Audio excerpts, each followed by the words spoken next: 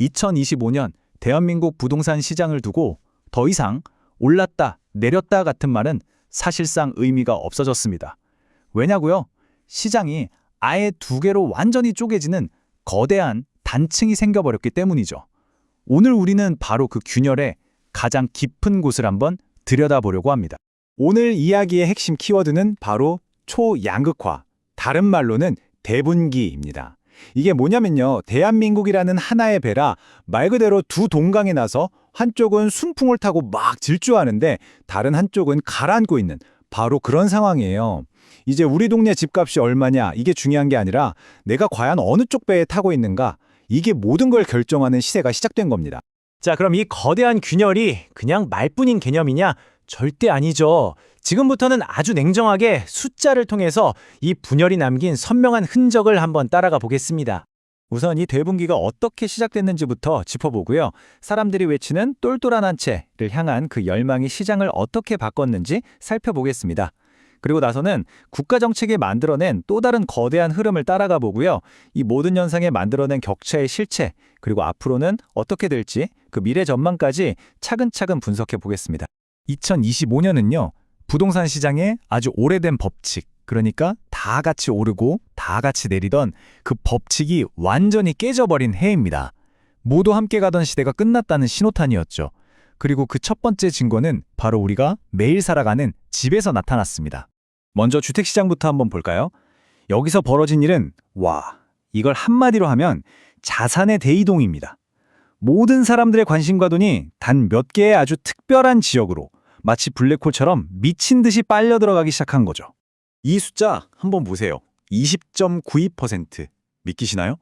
이게 서울 송파구에서 딱 1년 동안 오른 아파트값 상승률입니다. 무려 19년 만에 최고치라고 해요.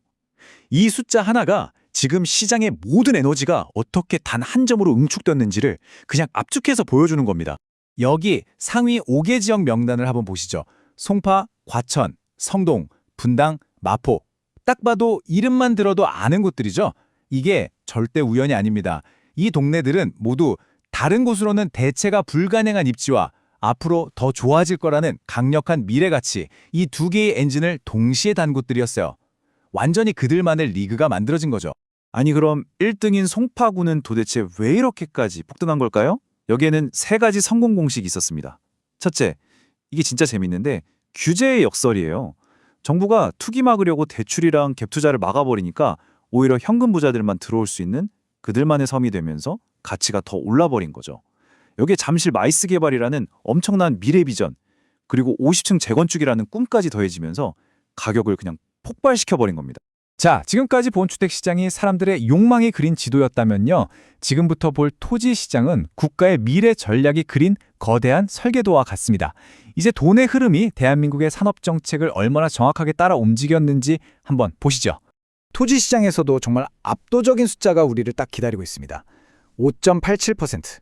경기도 용인 처인구의 1년 땅값 상승률입니다. 그리고 이 숫자 뒤에는요, 대한민국 경제의 미래가 걸려있는 그런 거대한 국가 계획이 숨어 있습니다. 이 표에서 진짜 주목해야 할 부분은 바로 저기 핵심 동력이라는 칸이에요. 한번 보세요.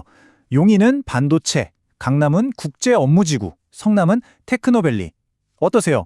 패턴이 너무나 명확하죠. 이건 개인의 선택이 아니라 국가가 여기가 미래 성장 거점이다라고 콕 찍어준 곳들이라는 겁니다. 돈의 흐름이 정책의 방향과 정확하게 일치하고 있는 거죠.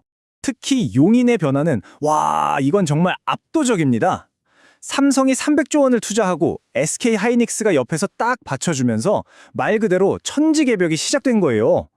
어제까지 농사짓던 땅이 오늘은 반도체 허브가 되고 내일의 대한민국 먹거리를 책임질 땅으로 변하니까 그 가치가 근본부터 재평가되고 있는 겁니다. 자, 지금까지 우리는 어디가 올랐는지를 쭉 봤습니다. 그럼 이제 가장 중요한 질문을 던질 차례죠. 도대체 왜 이렇게 시장이 극단적으로 쪼개진 걸까요? 그 뒤에 숨어있는 엔진은 뭐고, 그로 인한 냉혹한 현실은 어떤 모습인지 지금부터 한번 파헤쳐 보겠습니다. 2025년 아파트 시장, 특히 엄청 비싼 아파트가 아닌 중저가 아파트 가격까지 단단하게 받쳐준 숨은 힘이 하나 있습니다. 바로 빌라 포비아 현상인데요. 많은 사람들이 이걸 그냥 지나쳤지만 이게 정말 결정적인 역할을 했습니다. 이게 바로 그 연쇄 반응의 과정입니다. 자, 먼저 대규모 전세 사기 때문에 빌라 시장에 대한 신뢰가 완전히 박살이 나버렸죠. 그러자 원래 빌라로 가야 했던 첫집 구매 수요가 갈 곳을 잃고 아파트로 밀려 들어온 겁니다. 이분들이 낡고 작은 아파트라도 사려고 하면서 아파트 시장의 가격 맨 아랫부분을 아주 단단하게 지지해 준 거죠. 결국 빌라 시장의 위기가 역설적으로 아파트 시장의 불쏘시개가 된 셈입니다. 그 결과 대한민국이라는 한 나라 안에 완전히 다른 두 개의 경제가 공존하게 됐습니다. 한쪽에서는 자산 가격이 오르니까 소비도 늘어나는 선순환이 일어나고 다른 한쪽에서는 자산이 하락하니까 경제 전체가 짓눌리는 악순환이 시작된 겁니다. 완전히 다른 두 개의 대한민국이 만들어지고 있는 거죠. 이 그래프를 보시면 뭐 더 할 말이 없습니다. 한쪽에서는 송파구가 20% 넘게 폭등하는 동안 다른 한쪽에서는 대구 같은 주요 광역시가 5% 넘게 하락했습니다. 이게 같은 나라 안에서 일어난 일이라는 게 정말 믿기 힘든 극단적인 격차죠. 자, 우리는 과거와 현재의 데이터를 통해서 시장의 균열을 똑똑히 확인했습니다. 그럼 이 균열, 앞으로는 더 벌어질까요? 아니면 혹시 좀 좁혀질까요? 데이터를 기반으로 2030년으로 가는 길을 한번 예측해 보겠습니다. 앞으로 시장의 판도를 바꿀 중요한 시간표가 3개 있습니다. 먼저 2026년부터 공급 절벽이 본격화되면서 가격을 자극할 수 있고요. 2028년에는 GTX가 수도권의 공간 개념을 완전히 바꿔놓을 겁니다. 그리고 2030년쯤에는 용인에서 시작된 반도체 혁명이 주변 지역으로 번져나가는 파급 효과가 본격적으로 나타날 것입니다. 결국 2025년은 시장의 규칙이 딱 하나로 요약되는 해였습니다. 자본은 이제 더 이상 헤매지 않는다. 미래 가치가 불확실한 곳은 쳐다보지도 않고 확실한 성장 동력을 가진 곳, 정책이 보증하는 곳, 다른 걸로는 절대 대체할 수 없는 바로 그런 곳으로만 레이저처럼 정확하게 조준해서 흘러 들어갈 거라는 거죠. 오늘 분석을 마치면서 마지막으로 질문 하나를 던져봅니다. 이렇게 시장이 극단적으로 나뉘는 시대에 우리가 내리는 거주지 선택이라는 이 결정이 어쩌면 과거와는 비교도 할 수 없을 만큼 우리 인생에서 가장 중요한 재무적 결정이 되어버린 건 아닐까요?